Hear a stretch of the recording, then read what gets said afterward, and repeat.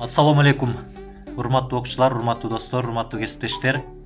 Силер менен кайрадан көрүшүп турганыбызга биз аябай кубанычтабыз. Эгерде сиз биздин баракчада алгачкы жолу болуп жаткан болсоңуз, анда биздин баракчага катталып кетүүнү унутпаңыз.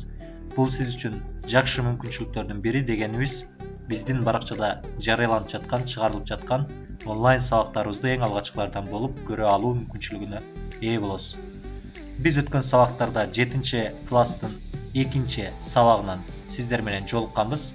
Анда биз кызматчы сөздөр жөнүндө сөз кылганбыз. Ал эми бүгүн биз ошол дал кызматчы сөздөрдүн курамына кирген, кызматчы сөздөрдүн бир бутагы болгон жандоочтор жөнүндө сөз кылабыз. Анда эмесе экранга жакыныраак келип отуруңуздар.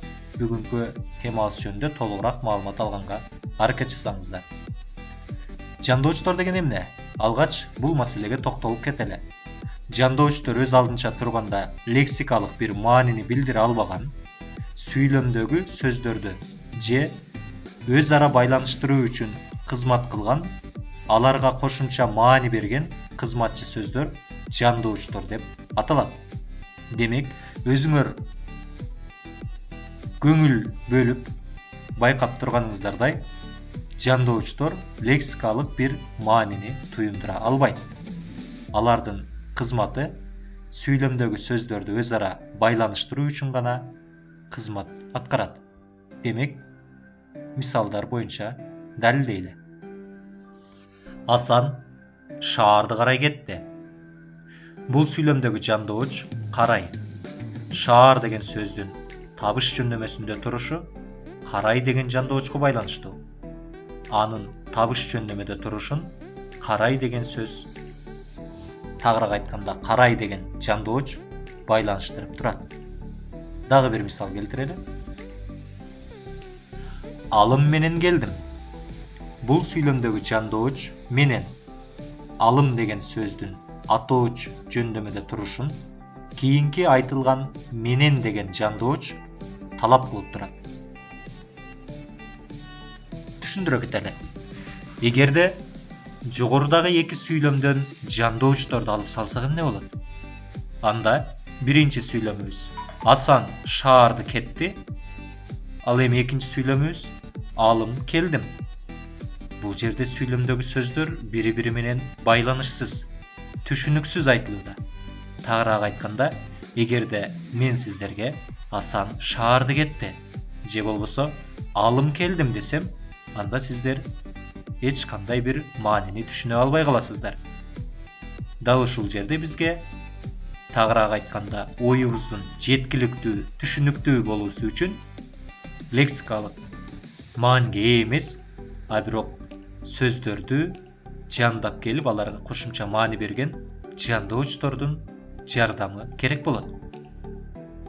Мисалы, Асан шаарды карай кетти десек, мында биздин айтайын деген оюбуз өзүнүн максатына толугураак жетип барды. Ал эми экинчи сүйлөмдө алым менен келдим.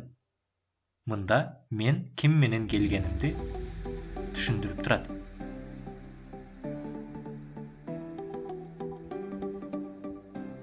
Бекемдүү. Көрбөгөн соң сүйлөбө. Биринчи сүйлөмүбүз, экинчи сүйлөмүбүз Жапар кулдун буйругу боюнча кетсин деп жатамын.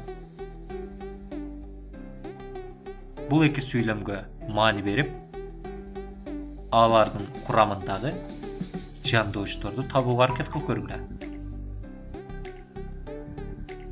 Биринчи сүйлөмүбүздөгү жандооч баарыңар туура тапкандай соң деген жандооч. Бул жандооч көрбөгөн деген сөздү жандап келди. Мурунку мисалдарга кайталы.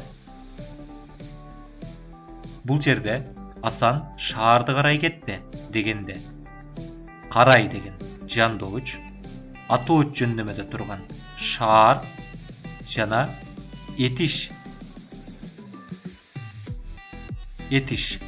де турган, этиш кыймыл аракетти билдирип турган кет деген сөздү эмне кылды? Бири-бири менен байлап турду.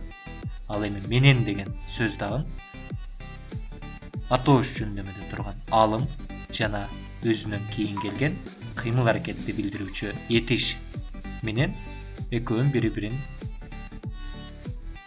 мааниси жагынан бекемдеп турат.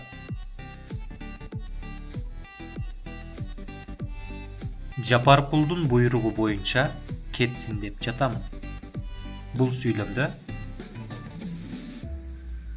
өзүңөр байкагандай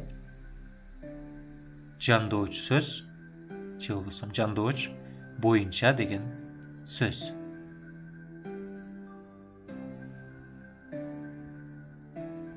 Урматтуу окуучулар, эгерде силер бүгүнкү жандоочтор деген теманы жакшы түшүнгөн болсоңор, анда жогорудагы кыргыздын улуттук оюндарынын бири болгон күрөш, мына ушул сүрөттүн мазмунуна дал келген 2 же 3 сүйлөм түзөбүз.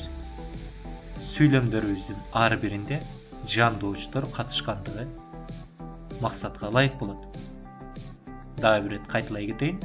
2 же 3 сүйлөм түзөбүз. Сүйлөмдөрүбүз дал ушул сиздер көрүп турган сүрөткө байланышуусу керек.